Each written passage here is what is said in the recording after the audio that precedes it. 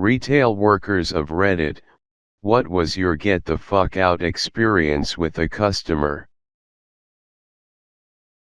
I worked at McDonald's in 1997 and we had Beanie Babies as Happy Meal toys at one point. It was insane.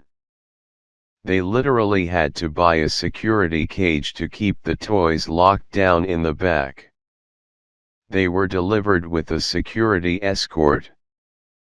People were ordering 100 Happy Meals with no food because we couldn't sell the toys by themselves. One day I heard a commotion up front and found my high school counselor reaching across the counter grabbing one of the owners by the shirt because we were out of the pink flamingo. I'll never forget the look in her eyes. She had to be dragged out. It's scary how easy it can be to work people up into a frenzy. Oh shit, here we go again.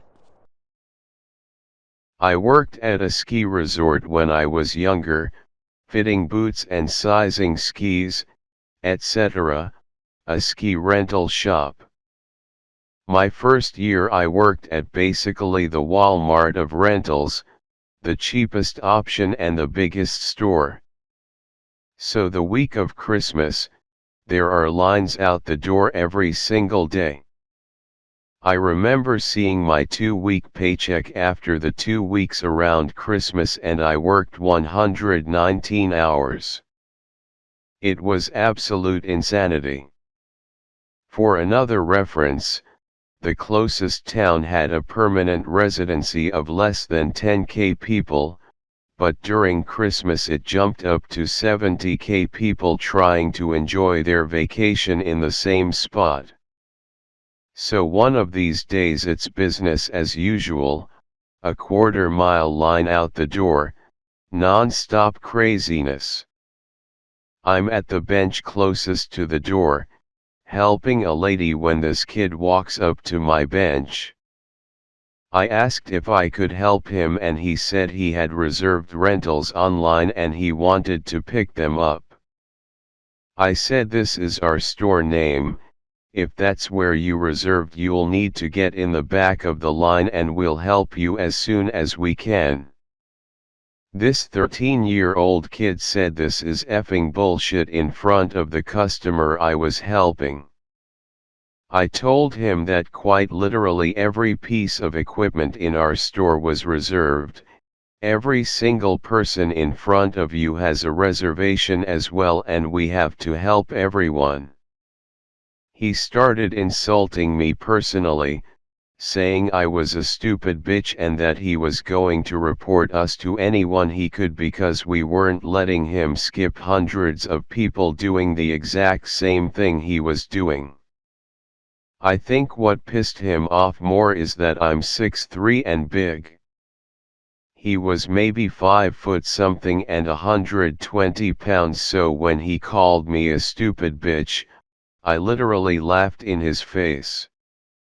I was at no point threatened by this child, and at first it was funny. The first lady left. I'm laughing at this kid and asking the next person to come up and he starts yelling cuss words at me because I'm not helping him. Up until this point, my manager had been a complete dick and I was not a fan of him. But he'd had enough of the Christmas rush as well and it was a perfect person to let off some steam on. I went and got my manager and told him this kid was personally attacking me and yelling cuss words in front of customers, so he walks up to the kid and says, "I'm sorry for the confusion, what's your name so I can take a look at your reservation?" And the kid lights up thinking he finally beat the system and he gets in front of everyone for throwing a bitch fit. My manager goes and finds his reservation. It's digital, but I'm pretty sure he printed it off for the added dramatic effect, comes back and says I found it. He proceeds to rip it in half in front of his face, Don't ever treat someone that's trying to help you like that. You are never allowed in our store again, and with every other store in town also being completely 100% booked on equipment, good luck skiing this week. I still didn't like the guy, but I respected him 1 point more for the rest of the season for standing up for me.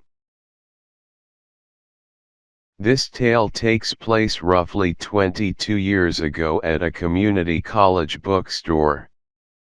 As with any college bookstore, the start of the semesters were incredibly busy. In order to help ease the insanity in our small store, we set up a table outside the front door for doing returns. And that's where I was stationed for the day. People got in line. They got to me. I processed the paperwork for their return and sent them inside for the cashiers. This is an important point. I had no cash, no ability to process cards. Just me, a table, a stack of paper, and some pens. That's it. Well, a middle-aged lady gets to me. She is obviously not lacking in funds. Her son has dropped all his classes and she is returning his books. Okay. Cool. I do all the paperwork, hand her back the document and direct her inside.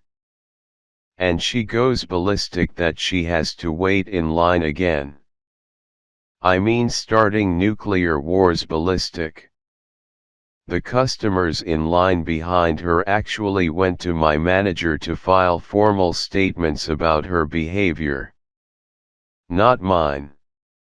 Hers. Because they knew I take a break and shake it off. Everyone has bad days. And I know that I have the customers' statements to back me up. A few days pass and the manager gets a call. It's the president of the college. With a complaint. The woman called the president of the college to complain about me. So my manager and I head off to a meeting with the president and the woman. We walked in calm and polite. The woman tells her tirade, still screaming and cursing. My manager pulls out the statements and without a word, hands them to the president. The president calmly read them. I don't remember exactly what he said, but I do remember watching the woman turn more and more red.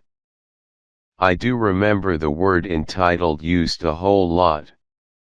And I do remember him saying don't waste my time ever again.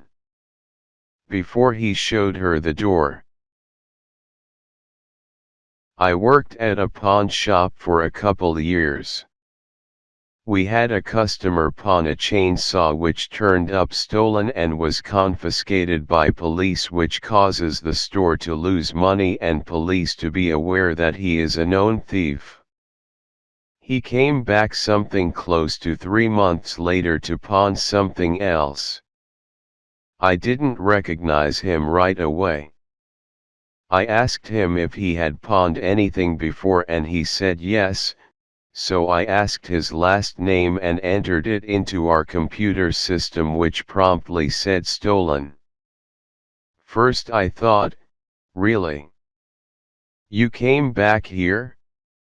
I gave my boss it's literally a 2-person store our not very frequently used signal to discreetly call the police.